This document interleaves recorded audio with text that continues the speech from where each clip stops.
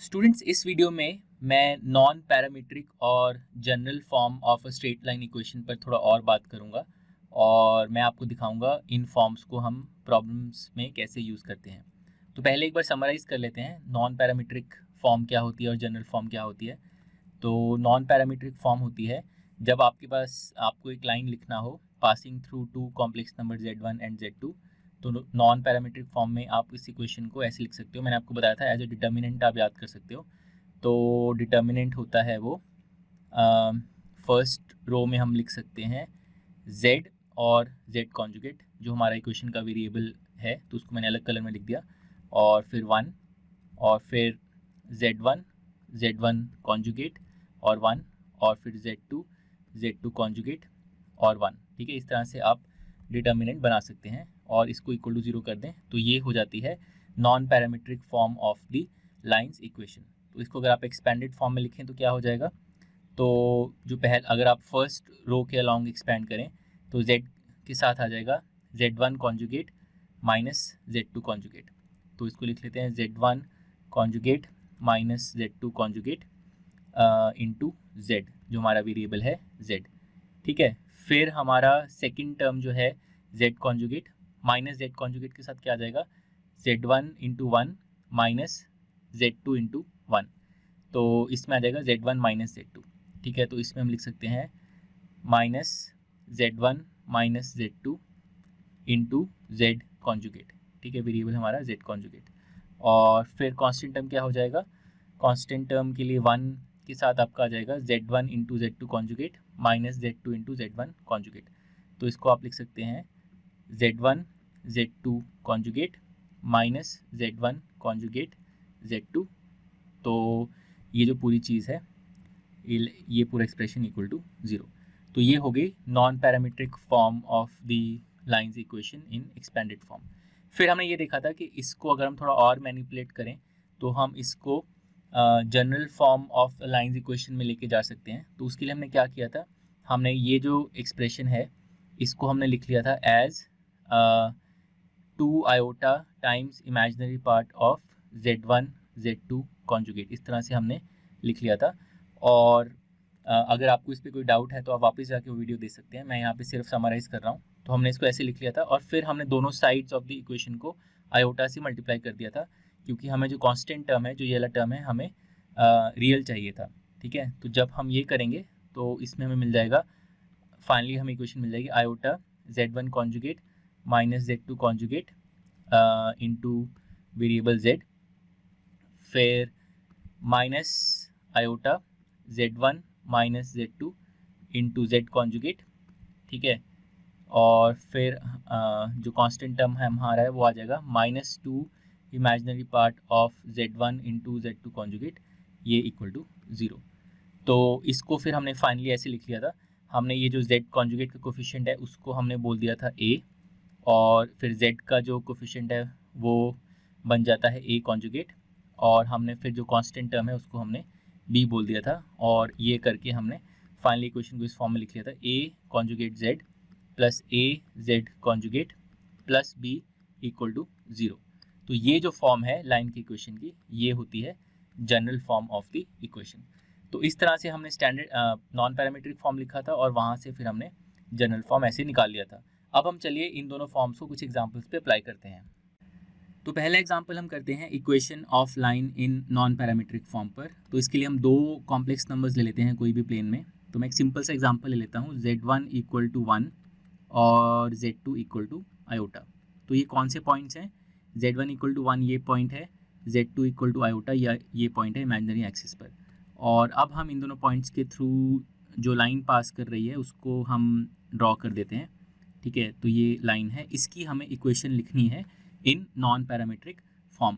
तो non parametric form में equation लिखने के लिए हम डिटर्मिनेंट लिख लेते हैं जिसको हम 0 करते हैं। तो फर्स्ट रो में टर्म्स होती हैं z और z कॉन्जुगेट, ये वेरिएबल टर्म्स होती हैं, और फिर 1, फिर z1 कॉन्जुगेट और 1, और फिर z2 कॉन्जुगेट और 1। ठीक है, ये हमारा डिटर्मिनेंट बनता है। तो ये डिटर्मिनेंट अगर हम लेंगे ये होना चाहिए इक्वल टू 0। तो मैं बार बार आपको लिख के इसलिए दिखा रहा हूँ ताकि आपको याद हो जाए। बस अब वैल्यूज़ डाल देते हैं। तो वैल्यूज़ हो जाएंगी z और z कॉन्जुगेट ऐसे लिख देते हैं और 1 ऐसे लिख देते हैं फर्स्ट रो में। फिर z1 है हमारा 1, z1 कॉन्जुगेट भी हमारा 1 हो जाएगा और थर्ड एलिमेंट 1 आ गया। फिर z2 है हमारा आयोटा, z2 कॉन्जुगेट हो जाएगा हमारा माइनस आयोटा और फिर हमारा तीसरा 1 हो जाएगा और ये डिटर्मिनेंट इक्वल टू 0। और बस अब हमें इस डिटर्मिनेंट को एक्सपैंड कर लेना है। तो z तो फर्स्ट रो के अलॉन्ग एक्सपैंड करते हैं, तो z के साथ आएगा 1 इंटू 1 माइनस आयोटा इंटू 1। तो ये आप देख सकते हैं ये बन जाएगा z इंटू 1 प्लस आयोटा। इसी तरह माइनस z कॉन्जुगेट के साथ आएगा 1 इंटू 1 माइनस आयोटा इंटू 1। तो फिर आपका सेकेंड टर्म आ जाएगा minus z conjugate into 1 minus iota, ठीक है। और फिर आपका कांस्टेंट टर्म आएगा 1 इंटू 1 के साथ आएगा 1 इंटू माइनस आयोटा इंटू 1। तो 1 इंटू माइनस 2 आयोटा आ जाएगा, तो 1 इंटू माइनस 2 आयोटा आ जाएगा, ये इक्वल टू 0। तो फाइनली अब इसको प्रॉपर्ली लिख लेते हैं। तो पहला टर्म है हमारा 1 प्लस आयोटा इंटू जेड, दूसरा टर्म है हमारा -1 minus iota into z conjugate और तीसरा टर्म है हमारा -2 आयोटा, ये इक्वल टू 0। तो ये जो इक्वेशन हमने निकाली ये हो गई equation of the line in non parametric form.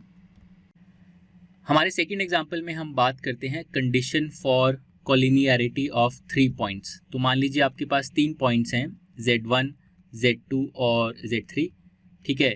तो क्या कंडीशन सेटिस्फाई करना चाहिए इन तीनों कॉम्प्लेक्स नंबर्स को ताकि ये एक ही लाइन पे लाई करें, ताकि ये तीनों पॉइंट्स कोलिनियर हों। तो कोलिनियर का मतलब होता है तीनों पॉइंट्स के थ्रू एक लाइन पास कर रही है।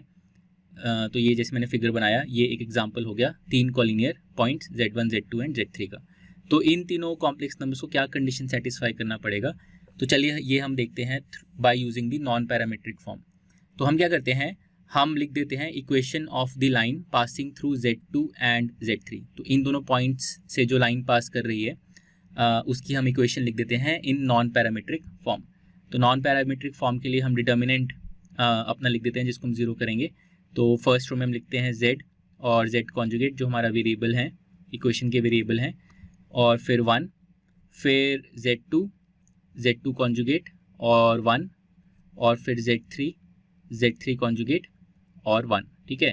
और ये हमने डिटर्मिनेंट ले लिया, तो ये इक्वल टू 0 होना चाहिए। ये हो गई हमारी लाइन की equation passing through Z2 and Z3। अब बस हम ये कंडीशन इम्पोज कर देते हैं कि क्योंकि Z1 भी सेम ही लाइन पे लाई कर रहा है तो Z1 भी इस इक्वेशन को सेटिस्फाई करेगा। यानी कि अगर ये जो वेरिएबल है Z, इसकी जगह हम अगर Z1 डाल दें, ठीक है, तो भी इक्वेशन सेटिस्फाई होना चाहिए। तो बस अब हम ये कर देंगे, Z की जगह हम Z1 लिख देंगे, तो हमारा आ जाएगा Z1 कॉन्जुगेट और 1, और फिर Z2 कॉन्जुगेट और 1, और फिर Z3 कॉन्जुगेट और 1, ठीक है। तो ये जो हमारा डिटर्मिनेंट है ये 0 होना चाहिए। तो अगर ये 0 हो जाएगा तो हम बोल सकते हैं Z1, Z2 एंड Z3 जो तीनों पॉइंट्स हैं वो कोलिनियर होंगे। तो ये होगी हमारी कंडीशन फॉर कोलिनियरिटी और ये हमने डिराइव करी using the non parametric form. Students चलिए अब हम अपने तीसरे एग्जाम्पल पे आते हैं जिसमें हम equation of a line in general form लिखेंगे। तो वंस अगेन हम कोई भी 2 पॉइंट्स ले लेते हैं प्लेन में। तो Z1 ले लेते हैं हम 3 + 2 आयोटा और Z2 ले लेते हैं मान लीजिए आयोटा, ठीक है। तो Z1 जो है 3 + 2 आयोटा, ये फर्स्ट क्वाड्रेंट में ये पॉइंट है, Z2 जो है इमेजिनरी एक्सिस पे ये पॉइंट है, और इन दोनों पॉइंट्स के थ्रू अब जो लाइन पास कर रही है उसको ड्रॉ कर लेते हैं। तो ये वो लाइन है, इस लाइन की हमें इक्वेशन लिखनी है इन जनरल फॉर्म। तो जनरल फॉर्म में लाइन की इक्वेशन क्या होती है, इक्वेशन होती है A conjugate into Z plus A into Z conjugate plus B equal to 0। ये होती है general form of a lines equation. इसमें A और B कैसे आते हैं, जो हमारे कोफिशिएंट्स हैं।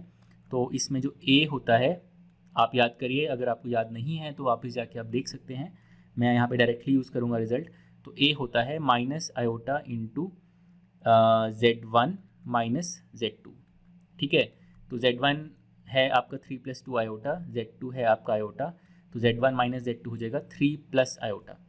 तो इसको आप लिख सकते हैं minus iota into 3 plus iota, तो ये आपका बन जाएगा 1 माइनस 3 आयोटा, ये आपका ए हो गया।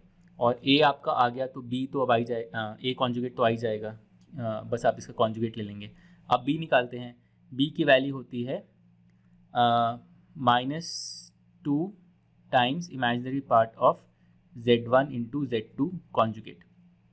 ठीक है, याद करिए बी एक प्योरली रियल नंबर होता है जिसका ये एक्सप्रेशन होता है, तो इसको हम निकाल लेते हैं। तो ये बन जाएगा -2 times imaginary part of z1 क्या है हमारा 3 + 2 आयोटा, और z2 कॉन्जुगेट, तो z2 है आयोटा, तो z2 कॉन्जुगेट हो जाएगा माइनस आयोटा। तो इस तरह से हमारा एक्सप्रेशन फॉर बी आ जाएगा। अब ये प्रोडक्ट देखिए 3 + 2 आयोटा इंटू माइनस आयोटा, इसका जो इमेजिनरी पार्ट है वो -3 होगा, और -3 इंटू -2 आप करेंगे तो +6 आ जाएगा। तो बी आपका हो गया +6।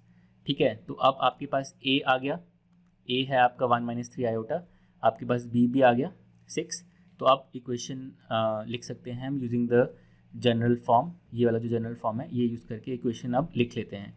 तो ए कॉन्जुगेट इंटू जेड यानी कि 1 + 3 आयोटा इंटू जेड, फिर plus a into z conjugate यानी कि 1 - 3 iota into z conjugate, plus b यानी कि +6 = 0। तो ये जो हमने इक्वेशन लिखी, ये पूरी इक्वेशन, ये हो गई इक्वेशन ऑफ ये जो लाइन है इन द जनरल फॉर्म। अब स्टूडेंट्स हम एक इंटरेस्टिंग चीज़ कर सकते हैं, जो ये इक्वेशन निकाली है हमने लाइन की, इसको हम अब वेरीफाई करते हैं कि ये इक्वेशन सही भी है कि नहीं, ये इक्वेशन सही में इस लाइन को रिप्रेजेंट कर रही है कि नहीं। तो उसके लिए मैं क्या करता हूँ, ये जो लाइन है मैं इसकी इक्वेशन को लिख लेता हूँ नॉर्मल कोऑर्डिनेट फॉर्म में, लिख लेता हूँ मैं इस लाइन की इक्वेशन को। तो नॉर्मल कोऑर्डिनेट फॉर्म में लिखने के लिए आप देखिए ये लाइन पास कर रही है, एक पॉइंट है 0,1, जो आयोटा है उसको कोऑर्डिनेट फॉर्म में 0,1 लिख सकता हूँ मैं, और जो दूसरा पॉइंट है वो है 3,2। ठीक है, तो लाइन जो है इन दोनों पॉइंट से पास कर रही है, तो इस लाइन की स्लोप क्या होगी, m स्लोप क्या हो जाएगी। तो आप y कोऑर्डिनेट सब्ट्रैक्ट करिए, 2 - 1 आपका न्यूमरेटर में आ जाएगा, डिवाइडेड बाय x कोऑर्डिनेट्स आप सब्ट्रैक्ट करिए 3 - 0। ठीक है, तो डिनोमिनेटर में 3 - 0, तो ये आपका स्लोप हो जाएगा, ये आ जाएगा 1/3। तो अब हम इक्वेशन ऑफ लाइन इजीली लिख सकते हैं, y - y1 = m × x - x1। तो y - y1 और x1 ये हम ये पॉइंट लेते हैं y1 और x1 के लिए, तो y - 1 = 1/3 × x - 0। ठीक है, तो इसको अगर हम सिंप्लीफाई करेंगे तो 3y - 3 = x, तो इसको हम लिख सकते हैं इस इक्वेशन को x - 3y + 3 = 0। ठीक है, तो ये जो हमारा इक्वेशन हमने लिखा x - 3y + 3 = 0, ये है equation of the line in coordinate form. तो अब हम क्या करेंगे, ये जो हमने इक्वेशन लिखी है कॉम्प्लेक्स फॉर्म में, हम इसको देखते हैं क्या ये यही इक्वेशन है या नहीं। तो उसके लिए हम पहले इसको थोड़ा एक्सपैंड कर लेते हैं इक्वेशन को। तो 1 + 3 आयोटा इंटू जेड और 1 - 3 आयोटा इंटू जेड कॉन्जुगेट को अगर हम दोनों प्रोडक्ट्स को एक्सपैंड कर लें तो हम यहाँ पे लिख सकते हैं z + z कॉन्जुगेट। तो एक z पहली टर्म से ले रहा हूँ मैं और z कॉन्जुगेट दूसरे प्रोडक्ट से ले रहा हूँ, और फिर 3 iota z - 3 iota z conjugate को मैं लिख लूँगा 3 iota into z - z conjugate +6 = 0। ठीक है, तो पहले मैंने इक्वेशन को ऐसे लिख लिया, और अब मैं क्या करता हूँ, अब मैं z को उसके Cartesian form x + iota y में लिख देता हूँ। ठीक है, तो अगर मैं ऐसे लिखूँगा तो जो मेरा z + z कॉन्जुगेट है वो बन जाएगा 2x, twice the real part of z, और z - z कॉन्जुगेट बन जाएगा 2 iota into y, 2 iota into imaginary part of z। तो इसको हम लिख देते हैं, अब इस इक्वेशन को हम x और y की टर्म्स में लिख देते हैं। तो क्या बनेगा, z + z कॉन्जुगेट बन जाएगा 2x, फिर 3 iota into z - z conjugate बन जाएगा 2 आयोटा इंटू y, और फिर आपका +6 बन जाएगा। ठीक है, तो ये आपका बन गया 2x, और 3 आयोटा इंटू 2 आयोटा y बन जाएगा -6y +6 = 0, और बस आप 2 से डिवाइड कर दीजिए दोनों साइड, तो आपका आ गया x - 3y + 3 = 0। और अब हम देख सकते हैं कि ये जो इक्वेशन है ये एग्जैक्टली सेम है जो हमने यहाँ पे कोऑर्डिनेट फॉर्म में लिखी थी। ठीक है, तो ये मैंने जस्ट आपको दिखा दिया ताकि आपको तसल्ली हो जाए कि जो हमने कॉम्प्लेक्स फॉर्म में इक्वेशन लिखी थी वो एक्चुअली में सही है, और आप उसको कार्टेशियन फॉर्म में कन्वर्ट कर सकते हैं simply by substituting z equal to x plus iota y।